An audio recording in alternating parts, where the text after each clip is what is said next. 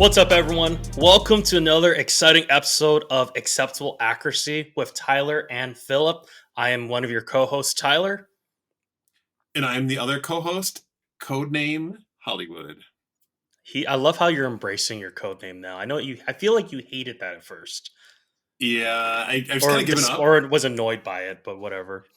Yeah, I've kind of given up, and actually, so we're in the process of making acceptable accuracy jerseys. And when you make the jersey, like on the site for the company that we're using, they actually list like the example on this website, and they use a person's name. So I actually created my example. It says Hollywood on the front. That's amazing. So So you're finally embracing it. it'll be enshrined, and I'll have at least one jersey made with Hollywood on the front, and then my last name in the back. There you go. What would your other one be then? Just my first name, Philip.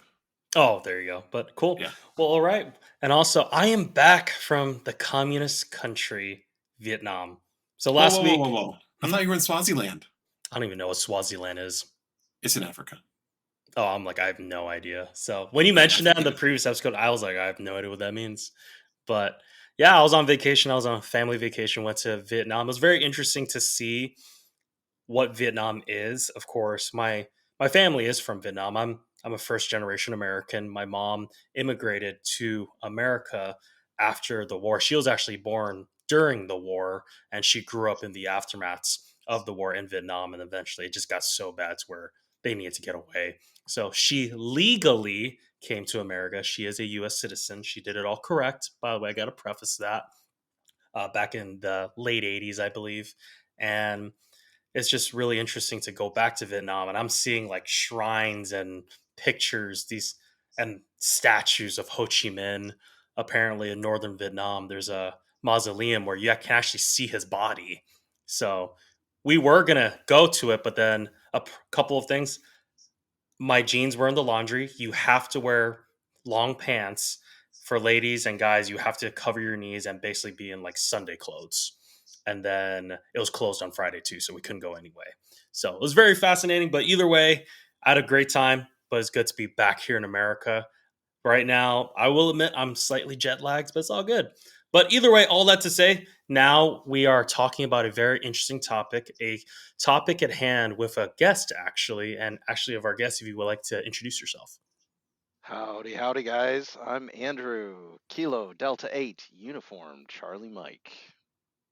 For those who go for it. I was going to say, I actually appreciate you giving us your call sign, because this episode is actually going to be about civilian radio essentials. Anyway, go ahead, Tyler. That was exactly what I was going to do. So, Oh, gotcha. I was going to say, because he gave his call sign. Hang on. Look at us being on the same wavelength. I'm gonna take the terrible. exit. Andrew, so of course we brought you onto this episode today because Phil and I, we are, at least I don't want to speak for Phil. For myself, I am extremely, like, I'm not even 101 level. I'm like Kung Fu Panda level 0 when it comes to communications and radio. My job is communications in the sense of I public speak weekly. I'm constantly communicating and corresponding with people in my church. Like, I'd say 60 to 70% of my job is correspondence. So, and what percentage of that is radio correspondence? 5. Oh, that's pretty good. Because because that's for true. Sundays I take and that Wednesdays, back. I take it back. We do use radios. You're right. Because our safety team uses radios. Our safety and student ministries team, we use radios to communicate with each other. So I'd say about 5%, give or take. But all that to say, I'm level 0. Okay, maybe like level 0.5. I'm like halfway through level 0 right now. So, Andrew, why did we bring you on? Tell us about yourself and your quick background of radios and communications. Absolutely. So, I love all things communication. Learned that back in college from a professor that said to me, "Hey, if you figure out how to communicate with people, you are going to be a rock star in the IT world." Not sure I've achieved rock star status yet, but that just opened all sorts of doors to radio, to satellite, to networking, to Wi-Fi. all the different communication modes. I just fell in love with all of them. And so when I did that, I I was able to pick up a lot of the radio stuff as starting out as a hobby. And then I was fortunate enough to just move that right into a career in communications. So I do networking, voice, video, telecommunications, and along with that, radio communications for team based radios, long range radios, SATCOMs for the military. I was a contractor for a while, circled around the military, but was never quite in it. Hold a amateur radio license for a really long time, and then I love to teach. I'm a adjunct professor over at Davenport University, Oh, and that's awesome. so I Go I Panthers. have yeah, there we go. So I've taken my passions and I have turned them into a business with NavComm.us. And I teach this. I try to organize it. I try to help everybody I can out with it. It's more of a passion project than anything else. Um, but that's what's brought me here today. That's awesome. I always love it when two passion projects collide. And Tyler, you actually used this terminology when we were talking earlier this week about Yeah. all things acceptable accuracy. He was like, acceptable accuracy is a passion project. And it truly is. Hmm. We always joke about like people sponsoring us. Anyway, NavComm, please sponsor us. Warrior Post But Society, please sponsor us. yeah, we always joke about it, but realistically, this is a passion project for us. We just had a lot of information. We're like, hey, feel like we can help people out. So finding somebody like Andrew to come on the podcast, fill in those knowledge gaps that we have, that we're like, I bet a bunch of other people in this world would love to know more about how to use radio communications, right? As civilians specifically. Because I've watched like YouTube videos on this stuff, and a lot of it is people that are like super high level and they don't know, and it's ironic because they don't know how to communicate to like the starter person. And it's not, they don't treat them like, what's the term I'm trying to, not like dirt or anything, but they don't respect that there's going to be new people into the hobby, and it's really difficult to get into and understand like the difference between like a radio that you can buy in a blister pack versus a radio that you're buying on Amazon versus like a high-end Kindle radio, right? Like, and they want to know this stuff. They want to know, hey, I've got a family. How do I communicate in emergency? If I communicate with my neighbors, that kind of stuff. So that was kind of the idea behind this episode, was to work on like, we're going to actually do a two-parter. So this will be part one. And in this episode, we're going to talk about civilian radio essentials.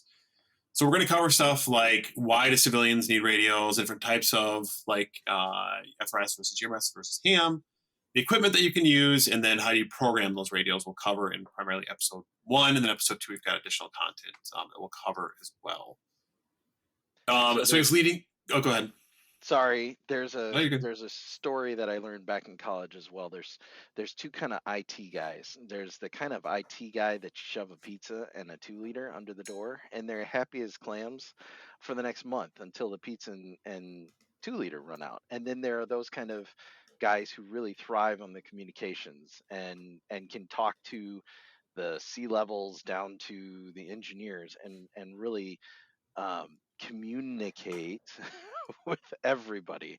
And I Hmm. find that a lot of the YouTube personalities out there are super geeky and super into it. And I of course geek out with them, but at the same time, it's very difficult for 0.0, 1.0, 101 type of folks who are interested in it to really break into it and understand it.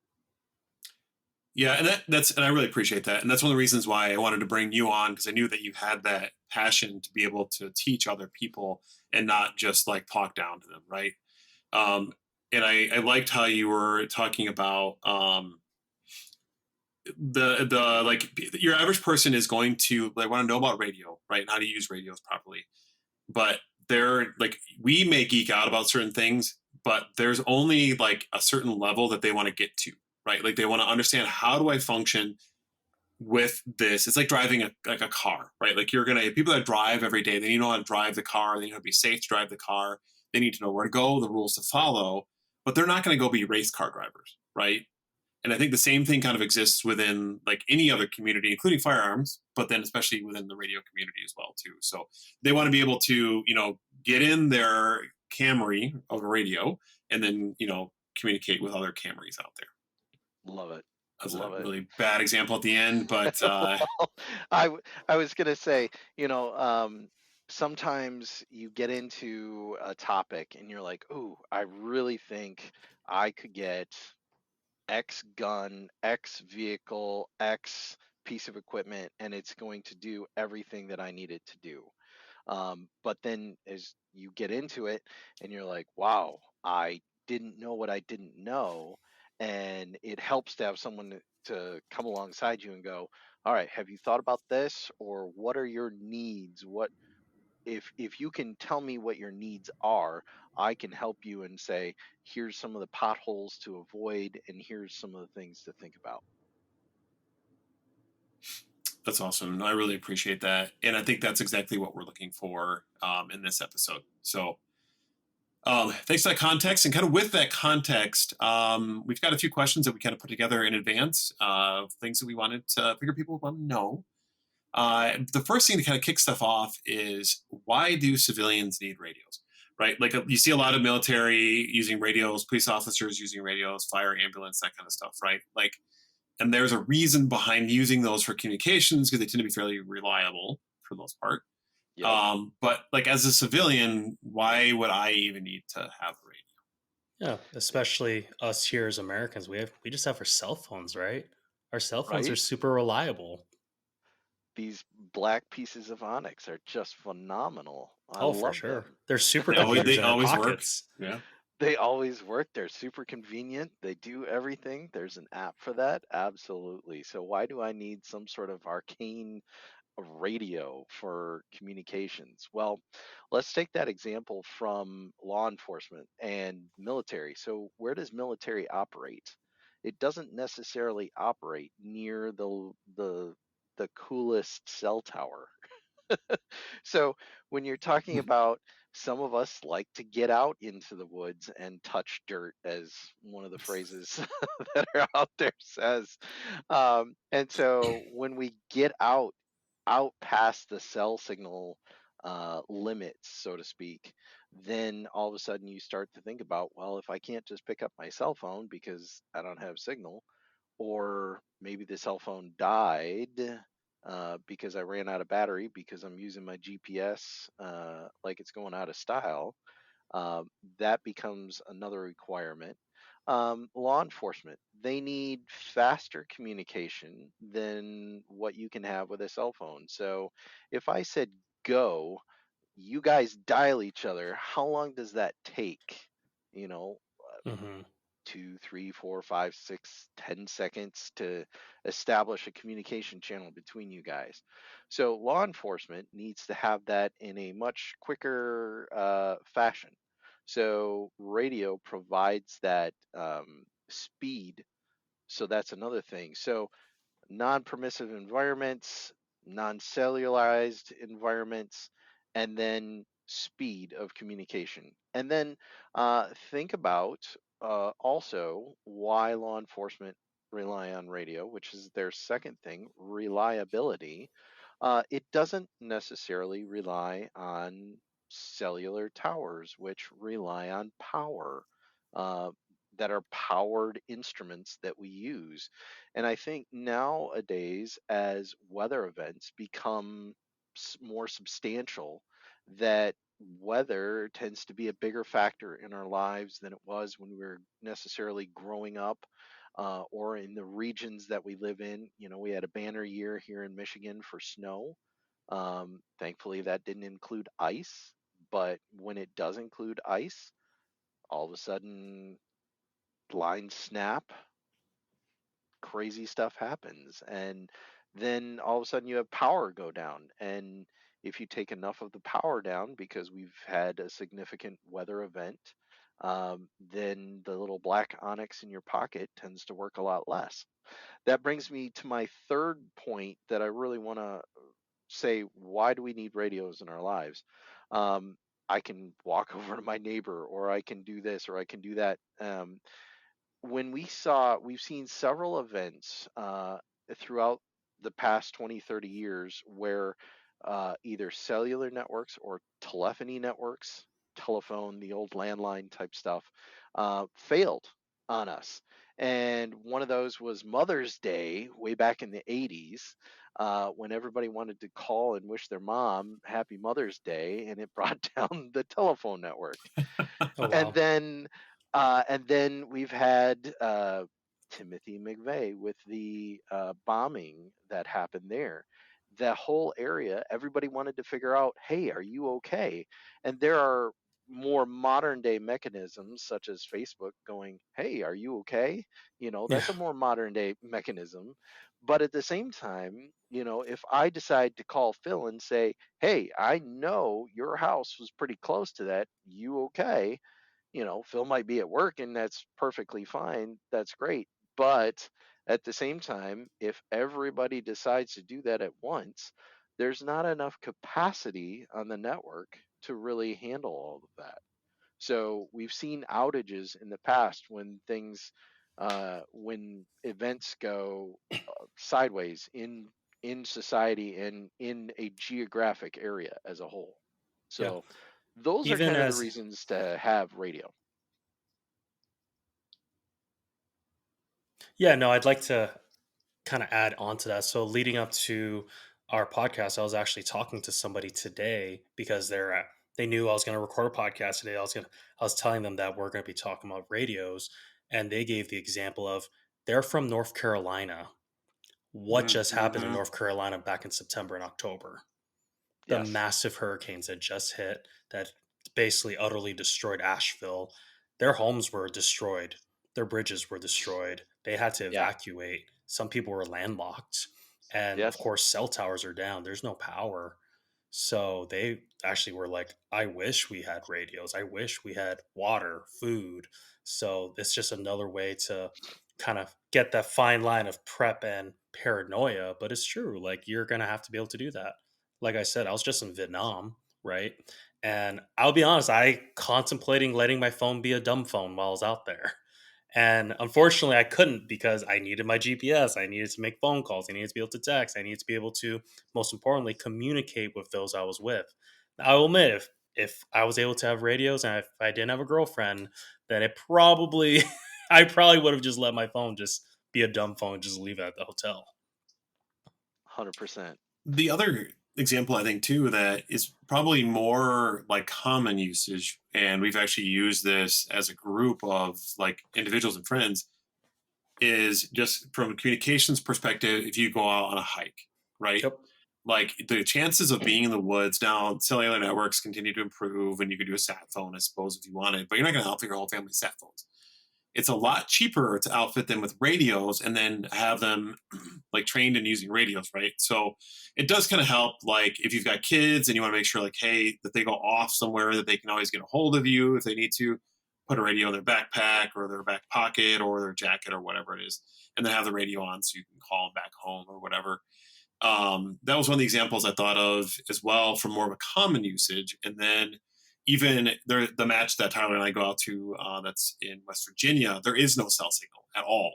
So we actually use radios to communicate there as well. Less effective because I think there was some miscommunication on like the correct time to have them on and whatnot. We actually ran into some issues too with like stuff being in the way, which I'm sure we'll get into, where communications were not able to go through because we could not bounce the signal around properly. So Love it. yeah, that's awesome.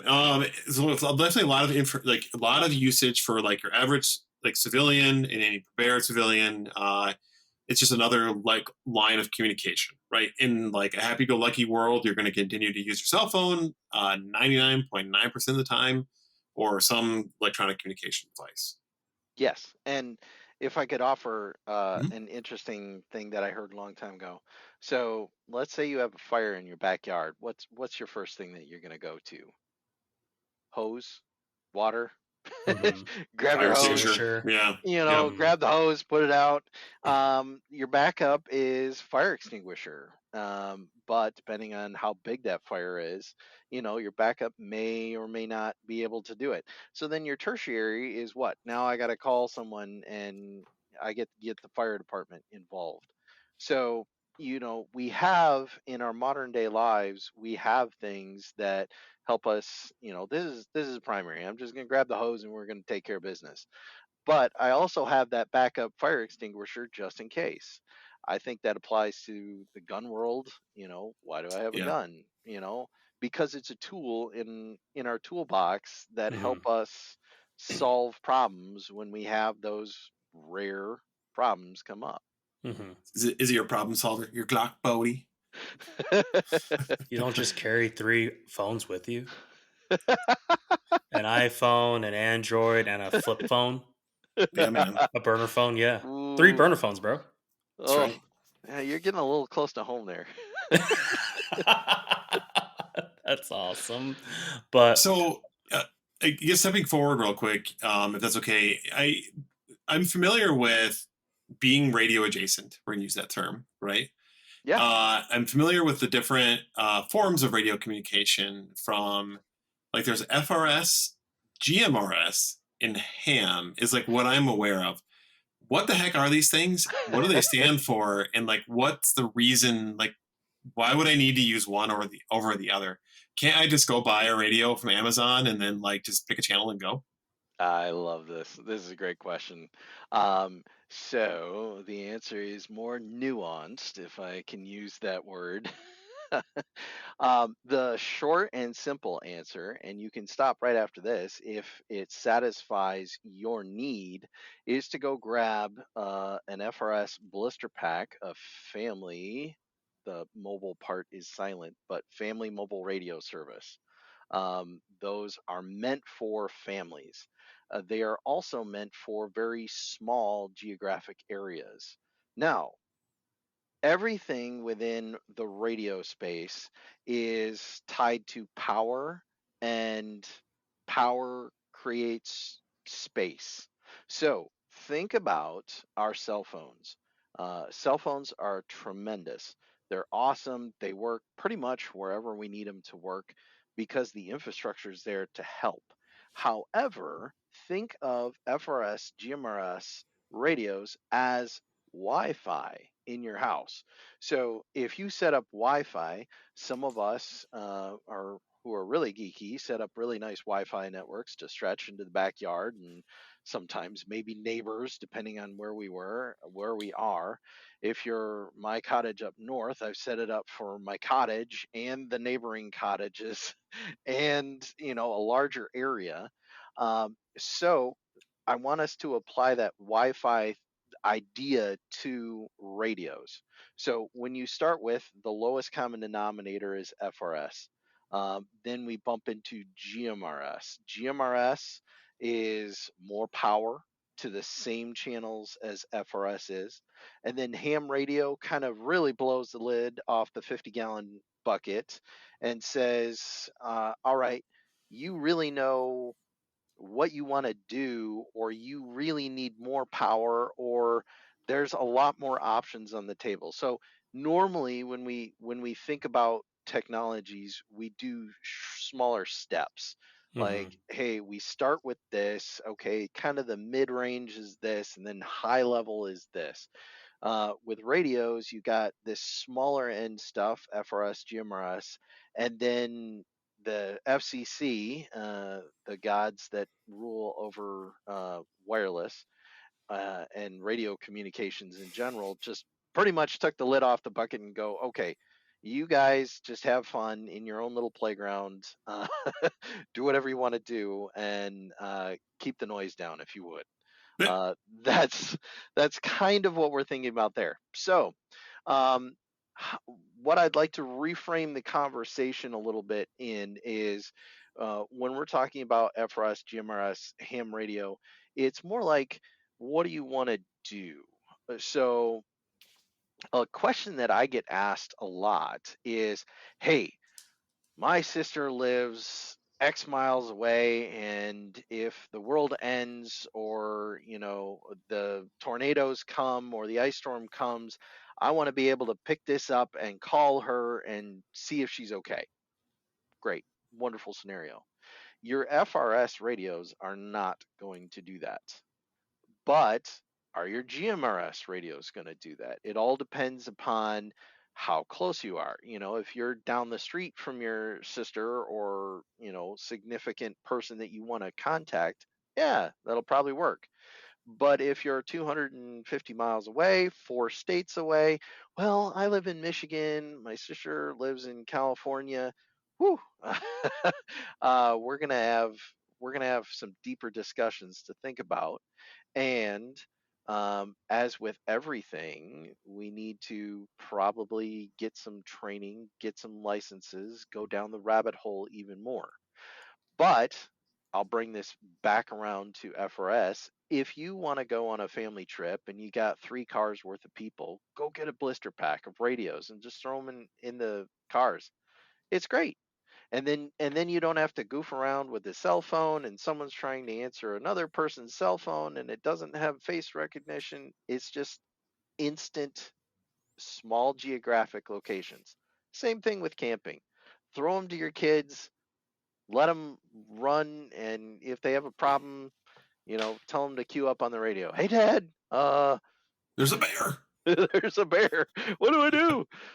Dad, I'm kind of lost. Where am So, I?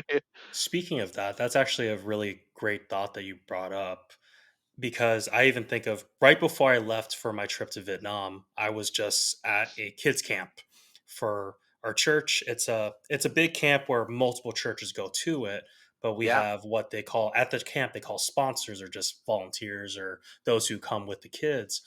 We caravans, we had a 3 car caravan. We all just did one straight line. It actually would have been really nice to be able to have a quick way to communicate with each other because one person said, "Hey, I actually have a problem. I need to detour, or I need to use I need a bathroom break. I need a detour." I kind of wish I did that. That's actually a really good idea because we're literally within 50 yards of each other. We're super close. So it's just yeah. really nice to be able to have that. So I didn't even think about that. So speaking of, I know you mentioned a small geographic area. So with FRS and GRMS, what is the typical range for those two frequencies or I guess radio types? That's a fantastic question. So let me do a quick detour here in order to answer that For sure. question. Hmm. And let's talk about power because Okay. that's what it's all about. Ooh. Power control. So if we're talking your cell phone transmits at a half a watt of power. Okay. That is your regular standard base of what we're used to operating with. So if your cell phone operates at a half a watt of power, FRS radios are limited to the same half a watt of power. Now, Interesting. the interesting thing is they're on a singular channel, whereas your cell phones are on a whole broad spectrum of radio channels. There's hundreds of radio channels available to them. That's how we get fast data. That's how we get quick phone calls. That's how we get data while we're on the phone calls. But when we're talking about FRS radios, we're talking about you're on one channel, you're on channel one, or hey, let's change to channel 10 because somebody's talking on one. And when you're in a very small frequency, it takes more power to drive that farther. So, your cell phones can go great distances because they have a lot of frequencies, whereas your radios have a single frequency and their distance is severely decreased. So, on FRS, I would say half a mile tops. Mm. Okay. But the other part of this equation that we got to think about is what are we going through? What kind of materials are we going through? So one of the cool things that I did as a kid was my buddy who lived block and a half away from me. He got the really cool FRS radios for Christmas one year, and so we geeked out over these things. we're two IT geeks, and we just love it. So he gave me one, and I pedaled on my bike all the way back home, and I hit the button, and nothing happened. Nothing. Yeah. So then I was like, well, okay, I'm a geek. Let's figure this out. So I jumped my neighbor's fence and hit the button again, and nothing happened. So then I tootled down the block. I ran down the block a little bit, hit the button, and all of a sudden he's like, hey, I can hear you. So the interesting thing there is later on, we decided, hey, we're going to take a bike ride when the weather got great. Well, we bike for miles in the summer. I mean, just gobs and gobs of miles, get lost out in the middle of nowhere on some road. And so it was great. Well, we found out, and through this whole questioning process of, hey, all right, you go way down there and then queue up on your radio and see if I can hear you. Well, he takes off, and 5 minutes later, you're like, where'd you go, bud? And then he queues up on his radio and he's like, can you hear me now? I was like, well, hey, how far did you go? And he's like, man, I'm at 1.5 miles out here. See me? I'm waving down here. And I'm like, hey, I see you. That's great. And so all of a sudden, this illuminates the point of what are we going through? If we're point to point and we can almost see each other, and we're not going through a whole lot, radio travels quite a bit further.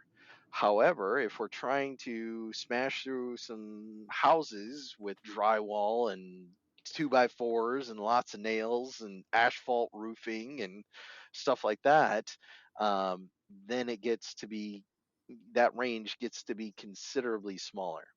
Um, so this makes a perfect segue into why FRS, why GMRS, and then why ham radio, which uh, ham radio is also called amateur radio. But the point that I want to bring up is in amateur radio and in radio in general, we see really tall towers with really funky winker bean looking antennas sometimes thrown up at the highest point that we can go on top of somebody's house, strung up in a tree, build a tower for it. I mean, we've all seen the sat dishes from the 80s that are still hanging around in people's yards. And then we see the TV antennas that were up on people's roofs. And then, out in the countryside, we saw, the three-legged antenna joists to get the antenna up as high as we can. That illustrates a point that the higher we can get the antenna, the better we can do line of sight with it. The more power we can push because we're not right next to the radio with it. So let's go back. So FRS is a 0.5 watt of power. It really is a very sub 1 mile range on FRS radios. Great for family, great for car trips, all sorts of stuff. GMRS, when we go into that space, can give you 5 watts of power on those Oh wow. same channels. So if you think about that, that's considerable. We went from a 0.5 watt to full 5 watts. Wonderful. So now we can get significant more range. Again, we got to consider what we're smashing through, whether it's houses or trees, or we're in a forest and we need some distance, or Tyler, like you said, we're at a kids camp and gosh, that would have been kind of nice, you know. Yeah, no kidding. So if we're thinking about radio with that, GMRS gives us kind of the next step up in that very limited space. Now, one of the things that we run across with FRS and GMRS, they have 22 channels. You get 22 channels. That's it, with FRS and GMRS. So in my neighborhood, I hop on those channels and I scan them every once in a while because I walk my dog late at night a lot. And so I'm bored and I'm done with podcasts, not you guys's. Thank you. um, but I'm just, you got to get out of the headspace. And so I'll turn my radio on, scan the channels, and most of the time there are kids on the channels, having a good old time, just like I did as a kid, playing around with these cool radios that mom and dad got them. So when I come in with GMRS and I queue up on a GMRS frequency with 5 watts of power, man, I come in crystal clear, and they're like, "Uh-oh, we're in trouble now from the radio police." And I'm totally not meaning it that way, but usually that's how it comes across. Um, but with 5 watts, that'll now get you to a city block plus kind of range.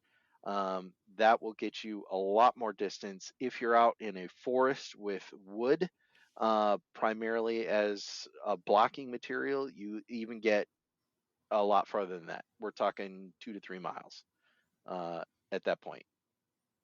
Yeah. Now, let's bump this up to ham radio. And remember, I said ham radio is like kicking the lid off the 50-gallon drum. It really opens up a lot of possibilities.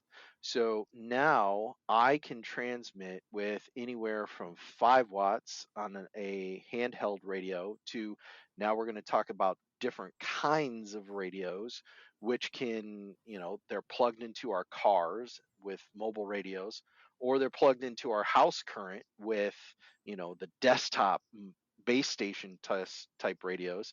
And so now we can generate a lot more power. I can generate 20, 50, 100 watts of power, and Wow. now I'm kicking out over the whole county or half the state, depending on how high my antenna is.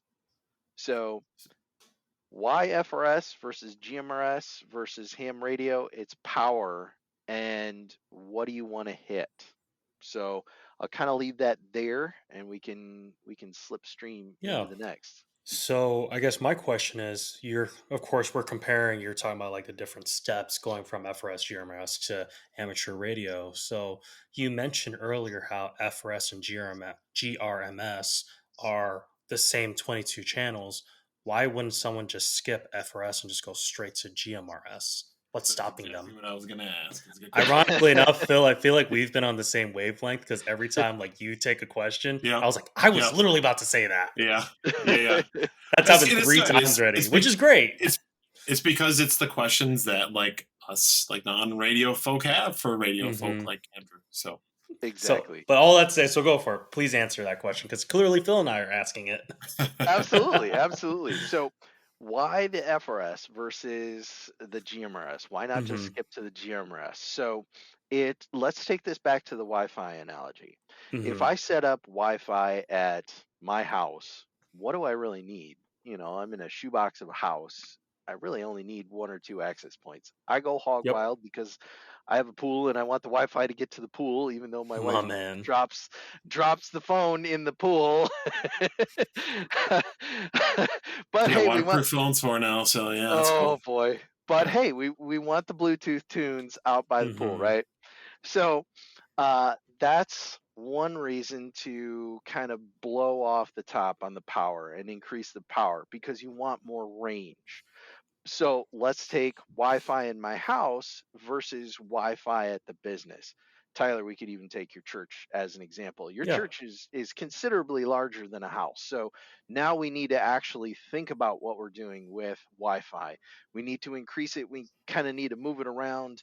So again, power equals distance in most cases, or power equals pushing through different types of materials. So now in your church, as with a lot of hospitals that have electronic interference measures built into the hospitals, if you put a Wi-Fi access point in a hospital room and you close this big metal door, and you're expecting on your cell phone to get Wi-Fi outside of the door, and that big metal door shuts, and you're like, my phone just I got nothing left here, people. So you gotta take into consideration how far you want it to spread and move. So FRS Easy. You can go to your Walmart, grab some FRS radios, you'll get a certain amount of distance out of that. Yeah. Consider that your home Wi-Fi. But then when we start to get into, okay, let's let the kids run a little bit further in the woods. Or, hey, my neighborhood's pretty big and I would like to talk to someone, 6 or 7 streets away from where I'm at versus where they're at, going through houses, or there's hills and dales and all sorts of stuff in between. That's when we want to jump to GMRS, to get that more power. Yeah.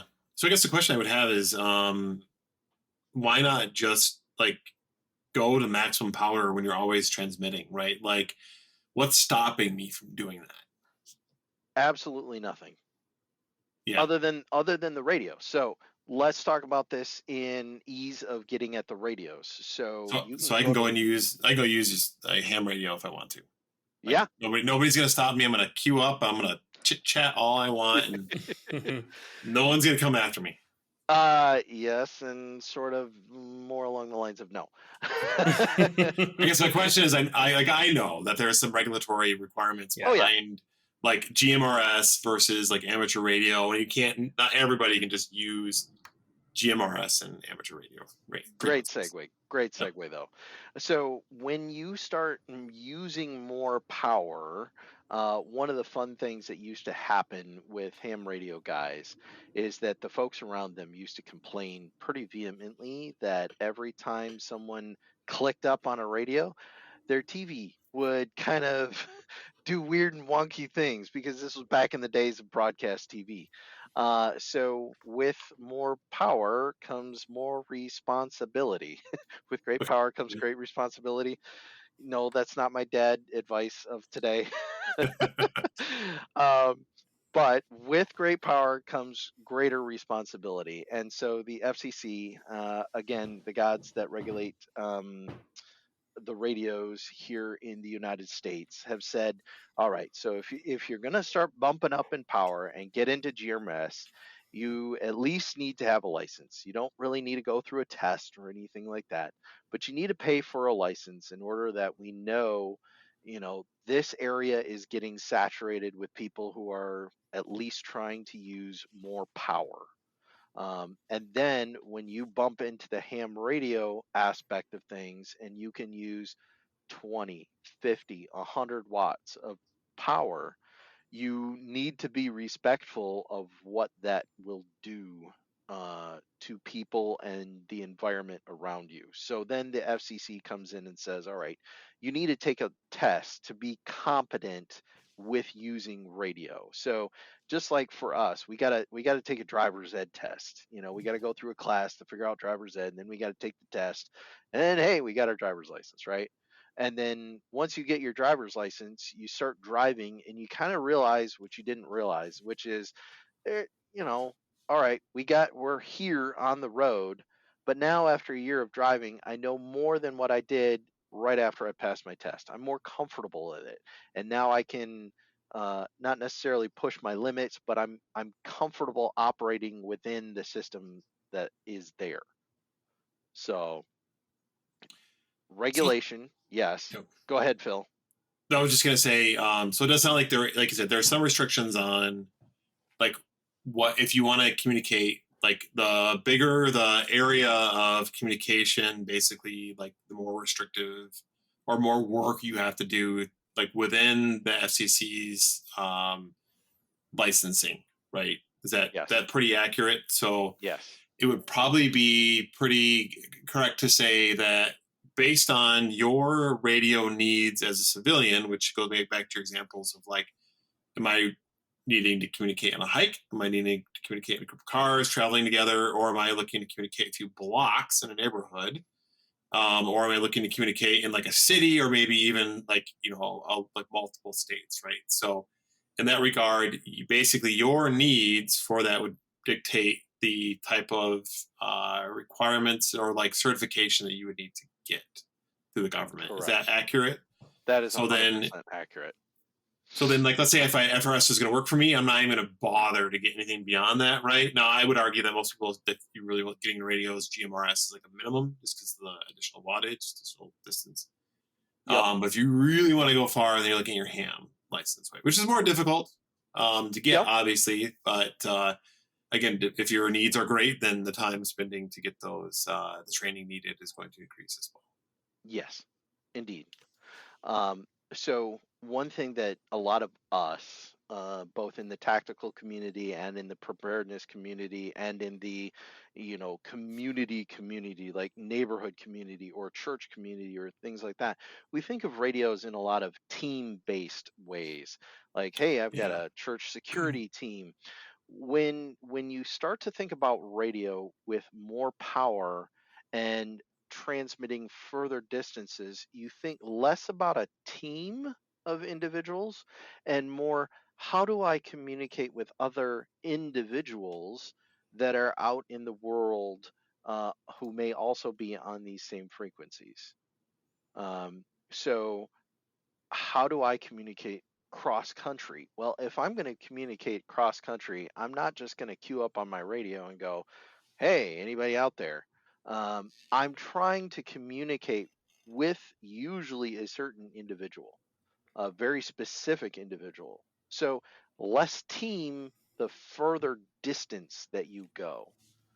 That's a very military-esque mindset as well, because back in Vietnam they started giving the radio men, one singular, a radio for a squad, a team, and that person would talk to other radio men or back to a vessel or to air support or things like that.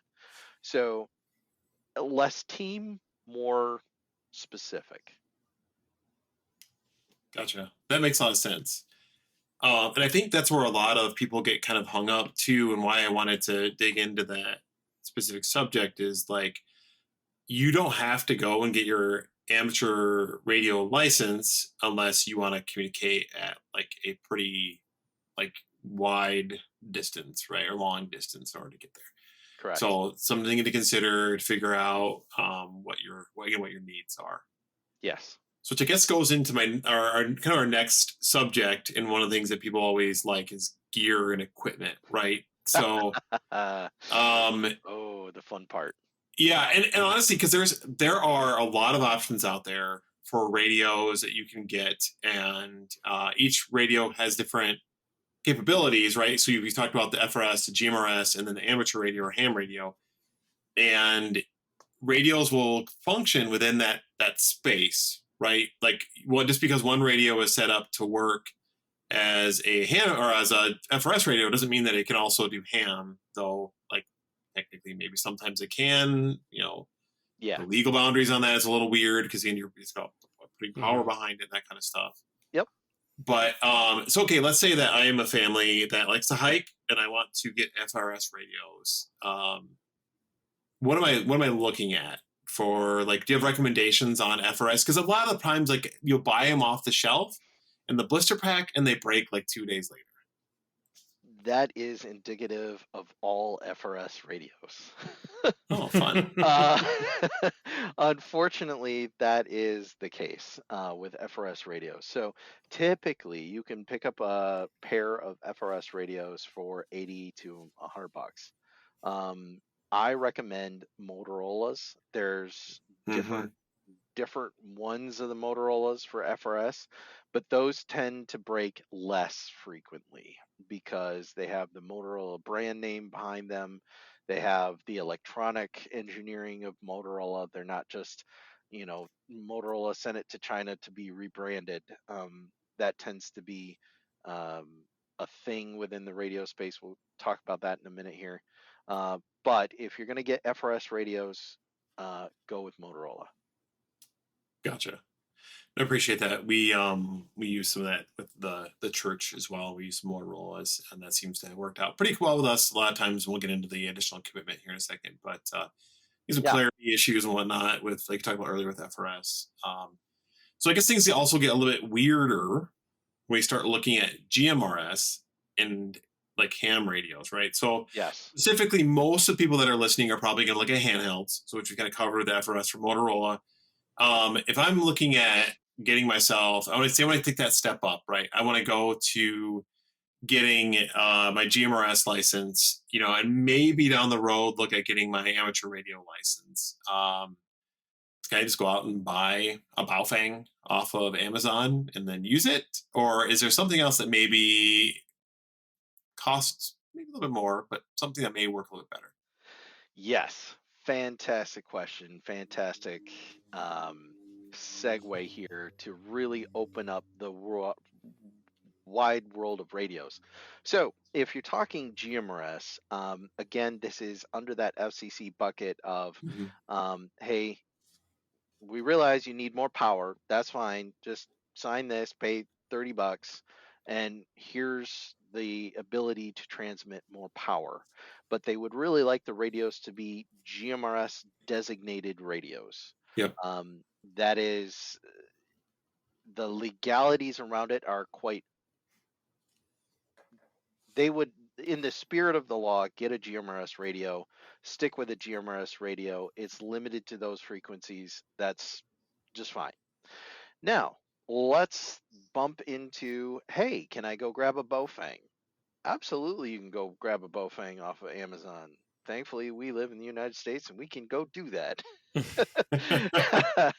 uh, so, with that, again, with great power comes greater responsibility. Let's talk about what you can do with a radio. So, a lot of the modern day ham radios came from, and let's just talk very specifically and very quickly about where they kind of came from and then where they're kind of going to. So they came from these massive, 1970s era blocks or bricks that had a Hmm. great big antenna on them. And okay, full disclosure, I geek out about that stuff. I love that stuff. My display is right back there. Is it like But is it like owning a classic car? oh, Like a classic, yeah. it's even worse. With a classic car, at least you can drive it. With these radios, oh my gosh, you're lucky to get 2 minutes off of a battery nowadays. Nice. So we came from the typical old school brick of a radio that could only do very specific frequencies. But I want us to think about historical radios the same way as we would think about historical electronics.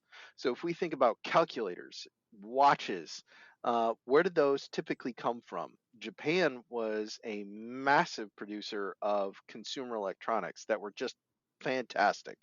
They were grade A, like Casio watches. I mean, that stuff just lasts forever. Your TI-86 calculators. Yep. Just lasted forever, and they're fantastic. Well, that's the same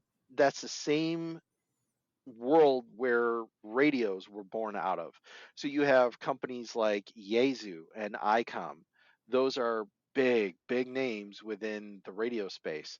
But then, as radios progressed, we would like to do a little bit more with them. So here I talk about Motorola for a hot minute because whenever you start looking at radios, and I just recommended Motorola's for FRS, all your police departments use Motorola radios. Some of your military units use Motorola radios. Like, there are some really cool Motorola radios out there. Don't look on eBay for these things, man, because you can go down a rabbit hole, and if you like old school radios or if you like older school electronics, man, that can be some awfully cool geeky stuff to really suck you into. However, don't do it. So, with the evolution of radios, we want them to do more and more. So, we don't want just a GMRS radio. We don't want just an FRS radio. And I don't want just a ham radio. Now, I would like a ham radio that can also pick up NOAA weather radio Mm-hmm. channels. I would like one that can also pick up airband, so air traffic control. Um, that's that's something that you can pick up and listen to. take in. There are many times where when I had little kids, they thought I was a wizard because I had my radio and my earbud, and I was listening to the tower while we were standing out, at the observation deck at the airport. And I'm like, hey guys, there's an airplane coming in. And they're like, okay, we're going to run to the fence and look. And, by the time they get to the fence, the airplane lands. Well, one time I did that and I was like, hey guys, there's an airplane coming. And this this guy next to me, he was sitting at the picnic table, looked at me with this look like, how the how in the world do you know that? And I was like, check it out. There's an airplane. And he looks at me like I had just completely lost it. I was like, oh, I'm listening to a radio. The light bulb moment that went on his face was just like, oh, I see what you're doing. So I want my radio to do more. I want to be able to receive more. I want to be able to transmit on more. So that's when Bofang came out. Uh, Mm. so then you have Bofangs that said, well, I can do ham radio and I can kind of do business band, which, just to get into the weeds here for 1 second, a lot of ham radio operates on VHF channels. A lot of FRS GMRS operates on UHF channels. So the first Bofang that came out said, why not do both? So all of a sudden, this $20 little Bofang radio, which was harder than a VCR to program, Yep. was super popular. And so everybody flocked to get one of them. And the Japanese companies over here are like, yeah, but ours still works better. So a lot of people flock to the Bofangs, get very frustrated with them because they're very difficult to program, and then go, okay, what's the next thing that I got to look at? So if you're looking to get into your amateur radio license, technician is the lowest class. It goes up to, and I just blanked on it. Let me bring up my notes here. How did I blank on this? Goodness gracious. It happens all the Extra, time. We yeah. extra. Yep. Goodness gracious. So if you're trying to talk all over the world, that's an extra class. So we're gonna hang out Yeah. here at the technician class. So now I want to talk to repeaters in the area, and we'll probably get to this on round two. Yep. Uh, but let me just give you some ideas of what you can start doing with the better than Bofangs, or if you'd really like to ridicule them, Boofwangs. Yep. Uh, uh, so your Bofang is fantastic. It's a throwaway radio. It can be programmed with a lot of the channels that you're typically going to listen to and use. Great. Stay there. No big deal. It'll save you a lot of money. When you start to step up to the next level, the ICOMs and the Yaesus, let me give you an example of what an ICOM can do. So an ICOM was one of the first handheld radios to have a GPS in it. Oh, that's cool. It is wicked cool because here's what they did with that GPS chip, and here's where they differentiated themselves from the rest of the market that came out with GPS chips. So your other Chinesium style radios went, oh hey, ICOM put a GPS chip in their radio, we can do that in our radio. And so now you get a GPS chip, and now you get the Latin lawn of where you're at. Yay, exciting. Not really.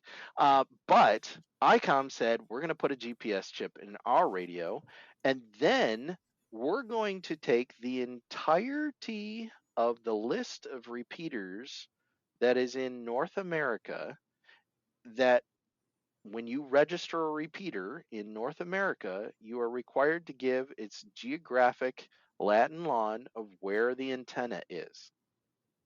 Where is that antenna for that repeater? They put it all into a database, and then with the radio, you can download the latest and greatest database of all of these repeaters and stick it on your radio. Put it in a little micro SD card and throw it in your radio. Now, what this allows you to do is they built the intelligence into the radio. Now your radio knows where it is.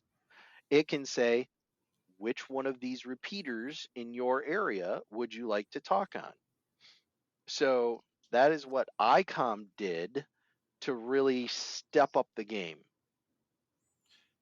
Yeah, that's actually pretty cool because I didn't even think about that. Because one of the issues I always run into in program radios is like I know where I'm roughly going to be within Michigan, and I can pull the repeaters down like locally, and like I have a couple GMRS because they do make them Baofeng UV5Rs that are like GMRS qualified. They're Yep. garbage, by the way. Don't bother buying them. I actually went with a TID radio, and it's been a lot better. Yep. But again, when you move from point A to point B, how are you going to find what towers are around you to be able to bounce off signal off of? And there are GMRS towers out there as well too for those who want to communicate at longer distances. We've got a couple here in West Michigan and Willeros that I listen 100%. to every once in a while and bounce stuff off of, which is pretty cool. So you illustrated the exact point of what I'll try to start closing this out as Mm-hmm. is Yaesu radios. So Yaesu took that exact problem that you have is, yeah, I can bring up repeater book, but if I don't have my computer with all the software I need to program my radio doesn't really do me any good.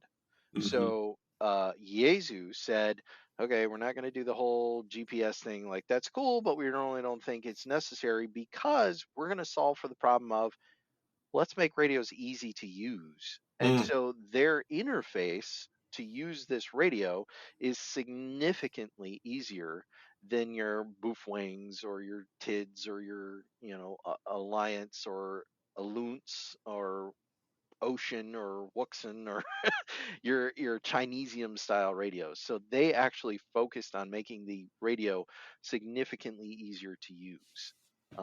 So you're not sitting there going, how do I program my VCR? I feel dumb and I'm a really smart person. So What? go ahead. Go ahead. I was just saying one of the things that I was thinking about, like as you were describing some of these more obviously expensive radios, and then like the Baofangs. Obviously, the Baofangs have a lot of capabilities. They're not exactly easy to use, right? But I think as you get into radios, you can always get like one of those first to kind of dip your toe into things a little bit. And we'll get to Yeah. programming here, kind of to wrap here in a little bit, but to make things a little easier in that space. But they're cheap. So if you are looking like to communicate with a bunch of people and you want to hand out radios, you can pre-program those radios. And again, we'll step into that a little bit here down the road.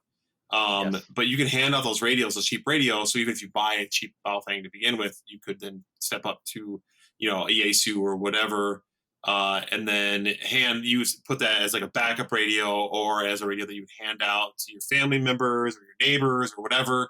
And if it's pre-programmed, then lock it, which I've done actually with all my radios at home. Lock it on a channel that way it's locked. It can't unlock it, change channel, blah blah. It's basically a pre-agreed upon radio channel that you've configured that you can all talk on. But then you can sell the radio that's got maybe some more advanced features as you get more and more into the hobby if you choose to. Bingo. Nice. And this also applies to the same thing as church security radios. You don't need a whole lot when it comes to church security radios. You don't need to listen to Noah. Yeah. At least I hope you don't, because that's Yeah, really weird exactly. church service if you do. But you need to be able to quickly communicate with people on literally just one channel where you won't have the neighborhood kids playing around with it. So. Yep. No, that's awesome. And then the other things I want to just touch on real quick, and I'll go through because I don't want to make sure that we're not going overly long here. But things to consider as well is the radio is one thing, but then I was thinking of additional accessories that I have personally found useful. A lot of the radios will come with like an in-ear piece, and the quality of those varies greatly. There are like we use them for church. We actually switched to the Motorola brand in-ear pieces because they were a little bit better quality. Yes. And then I know a lot of them find out what radio you have, find out what the pinout is. They use like what's it called, a Kenwood standard or whatever, like the Baofangs, I think use Kenwood standard. So you can buy different like in-ear pieces. So you can go hands free if you have to. And then the other thing to consider in that space is also like if you're shooting like at a competition or something like that, sometimes there are team competitions or like, God forbid, there's like some kind of social unrest. and you have like a squad of individuals, consider what radio's integration into your equipment looks like. So can you interface it into your ear protection? You know, how do you make it so that you're not broadcasting super loud out to people around you by having like a microphone, right? Again, do you look at earpieces? Do you look at boom mics and all that stuff? And that's way in the weeds we can get into, which I don't think we will in this episode. But just Well, something to consider when you are purchasing additional equipment down the road. 100% on that. And I would just like to add just a couple of things. So think about it from a law enforcement perspective as well. So if a law enforcement officer, police officer, pulls me over and they are running my plates or they're trying to run my license or something like that, but they suspect I'm either there on a DUI or they pulled my license plate and it goes, hey, this might have a warrant. They don't want to have their radio that's strapped to their hip going, yeah, that person that you pulled over is, yeah, he has like 5 open warrants on him. Because the person that you pulled over, who may be standing there, not necessarily in cuffs, Yeah, is like, and that's the they're cue gonna for me run. to Yeah, be out of here. So that's why you consider earpieces. And then when we tie it into your helmet or the rest of the kit that you have on, I like Bluetooth. So my radio is enabled via Bluetooth. Um, but when you're thinking about that kind of stuff, that opens up a wide world of expense, number one. Number two, it's really difficult to weed through a lot of the Amazon Chinesium that's out there. yeah, No yep, offense to the Amazon Chinesium, but it's the language barrier may come in conflict, and it's hard to go, okay, is this what I need versus, holy crap, I see this $350 thing over here and I kind of really know that that's what I need, but good grief, I don't want to spend 350 bucks on that. Do I really need to spend that money?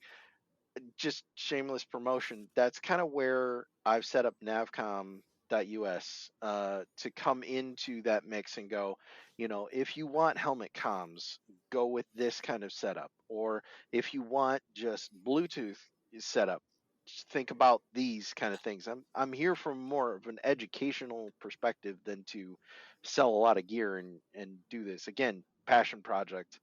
Um, of mine that I love to educate more than I love to sell products. So yes, all of that comes into the mix. So think about the accessories that you need: the Baofangs, Bufwangs, TID, Ocean, Wuxin. All those Chinese radios like to standardize on the cheapest common denominator, which is that Kenwood plug, which again gets into the weeds. But yeah, I would yeah. like Just to just throw out something that a lot of people don't think of when we're thinking about equipment, and especially in team-oriented stuff. Um, Again, I referenced this earlier on, but when you want more power and you want to push that power so you can get more distance so that you can start talking to other things, one of the areas that a lot of people start with is by listening.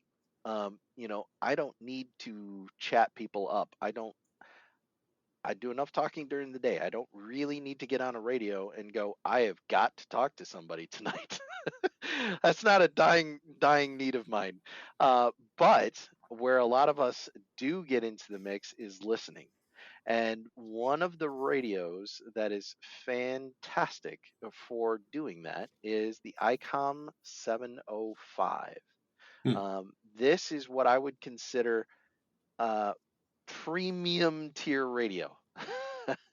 This is above and beyond uh, what anyone really would need.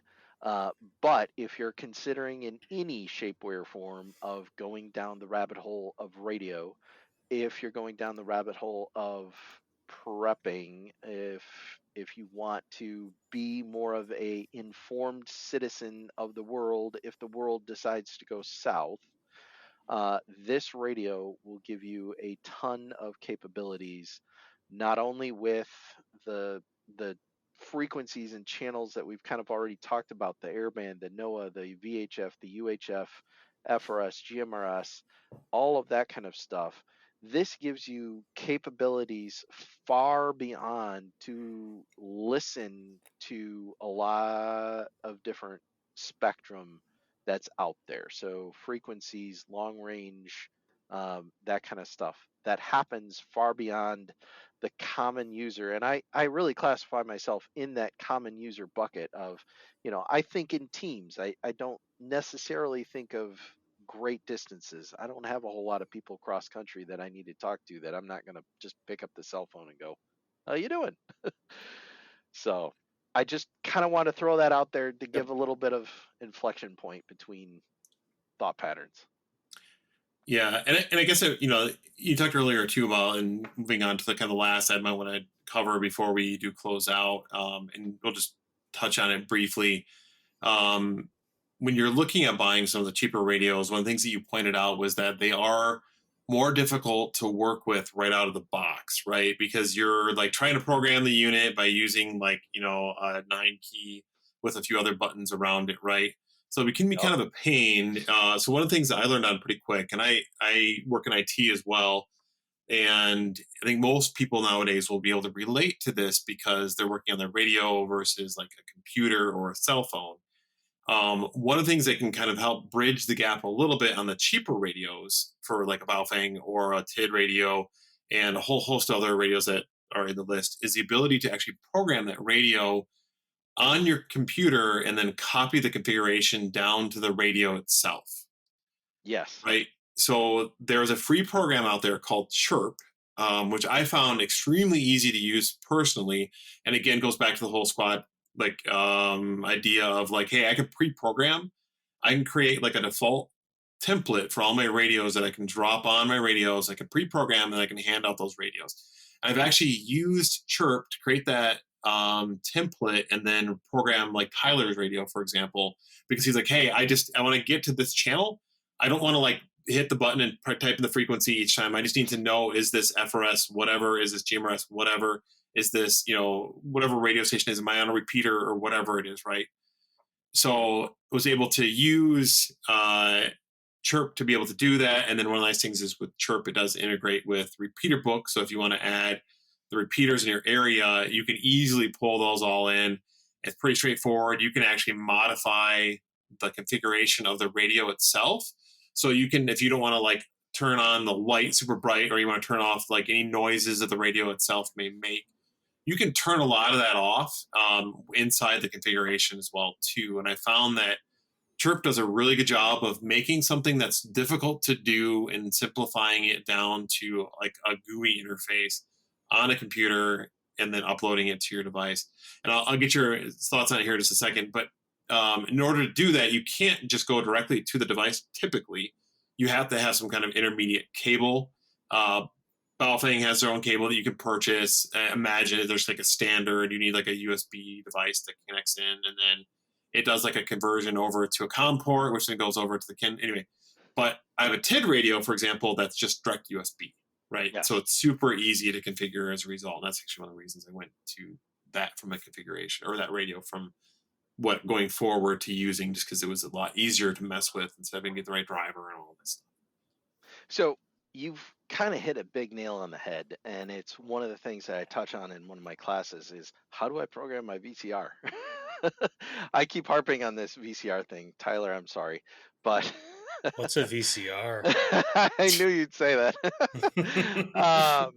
So when we're looking to program the radios, we can do it from what's called the front face, that Okay. keypad on there. We can try to go through those menus, that are just archaic. Like what is TLC versus VOX versus all these acronyms that, someone in a foreign language actually came up with this, and now you as an English speaking person is supposed to try to figure that out, and it's like, wow, this has gone south real quick. So Chirp, the brains behind CHIRP are just phenomenal. There's three things I want to touch on, and then that'll segue us to a whole new radio that I want to talk about, which is kind of the way to do things in 2025. It's how we're launching into the future. So, thing number one that I want to talk about with CHIRP, you got to think about CHIRP in a little bit different scenario than you normally would. So when we get an app for that and that app programs something, we're putting in all the variables and stuff that we want to program something with. And so when we hit program, it sends it over to whatever device we're trying to program, and that's done. Well, with radios, especially your Chinesium radios, you have to go grab what's on the radio first, then you put your programming on top of that, then you bundle it up and send it all back to the radio. So that's thing number one that I want to just think about that, because once you understand that, all of a sudden all the rest of it is like, oh, this is how it works. Okay. Thing number two, not all radios are created equal. Not all Chinesium is created equal. Yeah, I've run into those problems. Yes. I have bricked a bunch of radios over the years because I thought it worked one way and it didn't. Yeah, So, this guy right here in front of me, and you're not having a video, but this guy's bricked. I turn it on and it doesn't do anything anymore. Oh wow. It's dead. Oh yeah, those old Bofang UV5Rs were well known for being bricked. Real quick. So that's thing number two to think about. Thing number three to think about: not all computer programming software is created equal. And with that being said, I really want to echo what you said about CHIRP. CHIRP really makes it come alive. It's English readable. It makes sense. It's from people in our language of English that have really thought about how we think about things in English, presenting that to you.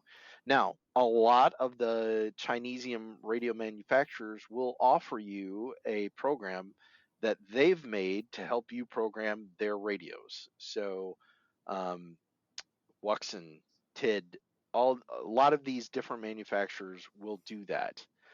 Do not use their programs. I am of the opinion. Unless you like malware.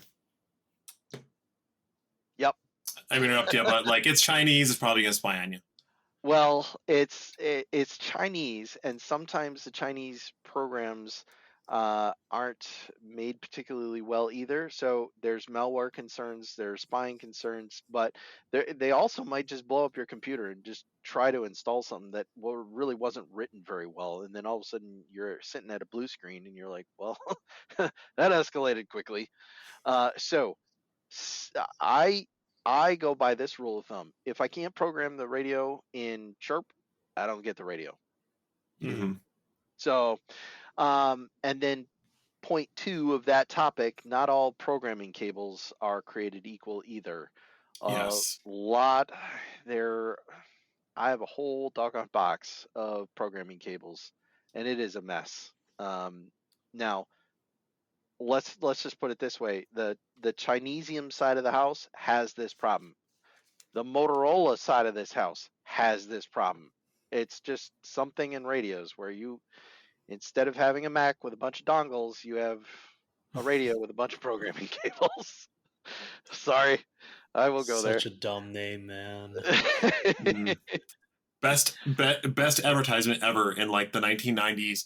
In order to get like a network wired network card for a laptop, you had to get like this card. You slid into the side of it. It was like PCIe, MCIA, or something like that. And then it had this little like the dongle that hung off the side of it, and then you plug the network cable. There was this advertisement that had a picture, like a picture of a statue from like ancient Greece, and the guy was missing his junk, like it had broken off, and underneath it said lost the dongle. And then they were selling a card that you would slide in that didn't have the dongle anymore. It just had like off on the outside of it, it like hung off the network connector. And that read still to this day, that was like the most effective advertisement, because I still remember it. It's like 26 years later, and I still remember that ad. So and I'm gonna get censored now by Tyler. Here's a. You're the one who edits. that is true. That might go on social media though. Here's Oh no. here's a family friendly story for you. So I was at a conference, and we got off in a Q&A topic forum, and someone in the crowd yelled out, "Who ever thought of having or naming something a dongle?" And the whole crowd just cracks up, and the speakers cracking up like, "Oh my gosh, like we're totally down the rabbit hole, like we're not even paying attention to what was up on the board anymore."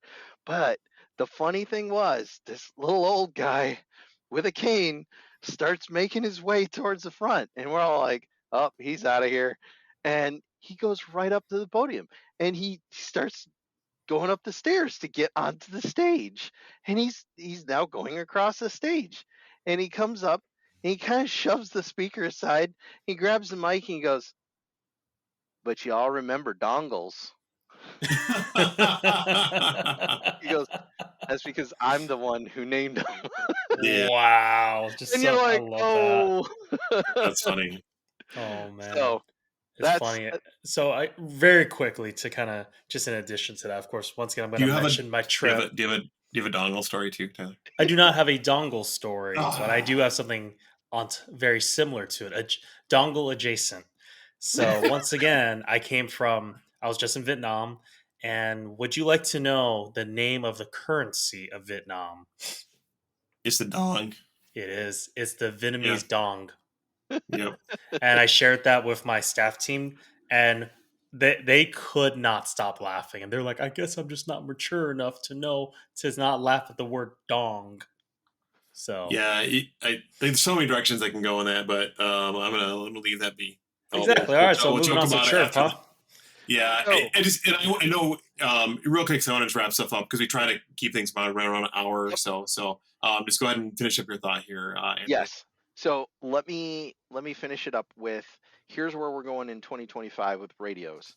Yep. So there's a radio out there called the BTEC UV Pro. There's Ooh. also a Okay. BTEC UV GMR or a GMRS Pro. Um, these are modern radios. They come with an app for the radio. So the app gets rid of all of these cables, the cable hell that we descend into when we're trying to program the radios. You don't need chirp. You don't need the cable because the radio does Wow. Bluetooth right to your phone. Now, um, Phil, you mentioned that it is really easy to grab a bunch of these radios, program them up with what you need, and then hand them out to friends. Well, it's even easier when you could tell a friend, "Hey, go get a UV Pro or a GMRS Pro radio, tie it to your phone, or don't, who cares?" And then there's a feature on your radio which can also say, "Send my program, the programming that you have in that radio, to this other radio." Done. That is pretty slick. I So, think the TID radio I have does that as well too, which yes, crazy to me. It actually replicates it from radio to radio, which is nice. So you can do it in the yes, field if you had to, right. but everybody would So, have to have the exact same radio, unfortunately. right, right. So that's kind of where we're going to in 2025 and moving forward, is having these radios that have more communication features built into them. Like the UV Pro is Bluetooth. The UV Pro can do all of these accessories. The UV Pro has standard sockets for this, that, and the other thing. It has GPS so that we can get accurate time or location. So the radio is so feature packed now that it's really become the pinnacle of what a mobile radio can do. And Wow. it's really not terribly expensive, 150, $175 range. So even if you're not necessarily looking to get into the hobby of radio, maybe you just need a GMRS radio. What this also allows you to do is do location sharing, which I'm not going to get into the weeds on this one. Now let's go back to, hey, I'm going to give my kid a radio, and then you can go run around in the forest, and then your kid queues up on the radio. Ask me how I know this, and goes, "Dad, I don't know where I am." And you're like, "Oh man, I didn't think about that one."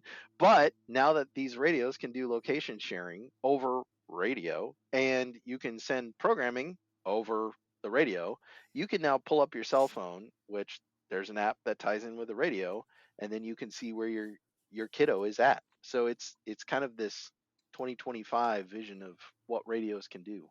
That's amazing. Wow. The GPS thing is pretty sweet. I again, I want to get in the weeds, so we'll talk about next episode. But Yeah, I didn't really realize that was like even a thing, which makes sense. Why not? Right? yeah, yep, Makes makes a lot of things easier, even if you're looking at like a group of individuals, like, hey, let's meet here, and they send the information, right? bingo, Versus like, I mean, you can say let's meet at Tyler's house, right? Like I know where Tyler's house is, right, but not everybody in the block might not know who Tyler is or where his house is. And so you can drop the pin, which would be nice. bingo. So nice, awesome. Well, this has been some really great information. I just want to hit on the next episode before we go in closing this out and giving our dad advice slash life advice. So For episode 2, just so you're aware of coming up, we're going to hit on things like radio etiquette. So the one thing I was always not sure is how do you properly communicate over the radio. So I'm really hopeful that Andrew is going to give us like start from finish, like what is it, what does a conversation look like from FRS to GMRS to ham radio, and how they may vary. I think there's probably some overlap. So again, we'll probably do that right off the bat. So you can kind of, if you want to bring it up and listen to it multiple times, you're like, hey, I forgot how to do this. How do I communicate? Right. So we'll talk about that. Something we kind of touched on a bit was like the concept of communicating information over radios. So we'll touch on digital radios. We'll talk encryption. So I want to keep my conversation private. He said even a thing that I can do as a civilian. And then other things that people always worry about is that, hey, I'm not going to use a radio in like an SHTF scenario because the government can triangulate me. Is that a legit concern, or is it worth it to make the communications? And then again, like I know there's also some rules in the case of emergency that free up a little bit of the usage of amateur radio, that you can actually use some things that normally you can't if there's a state of emergency.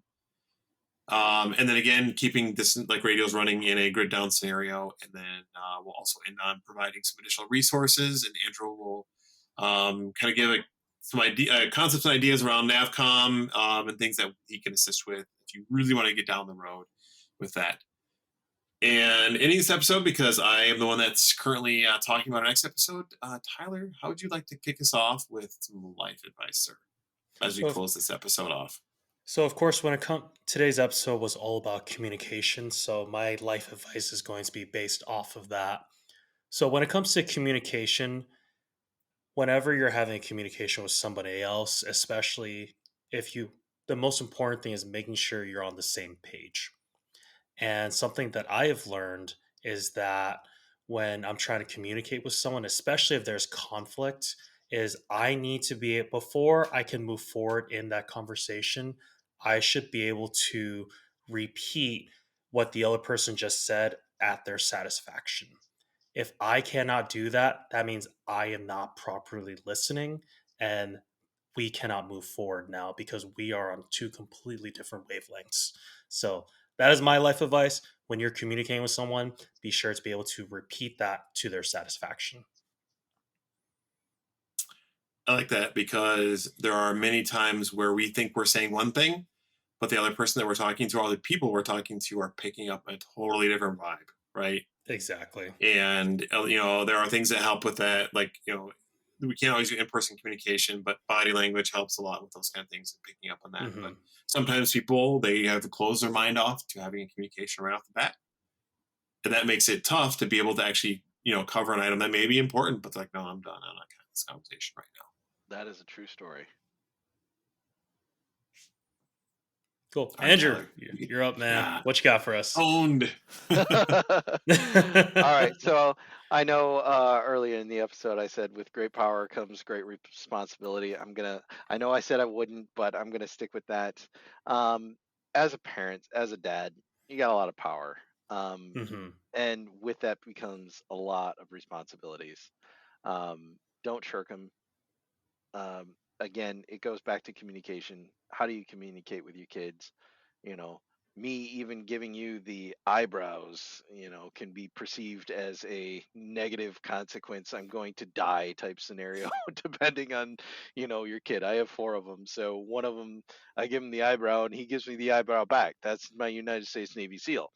One of them, I give the eyebrow and she breaks down crying because she thinks it's the end of the world. So, Hmm. with great power comes great responsibility. Use it wisely. No, I can appreciate that. I've got a couple of Rugrats around too, and try and figure out the best way to communicate with each one of them differently is a challenge. One way does not necessarily work for the other. Hmm. True story.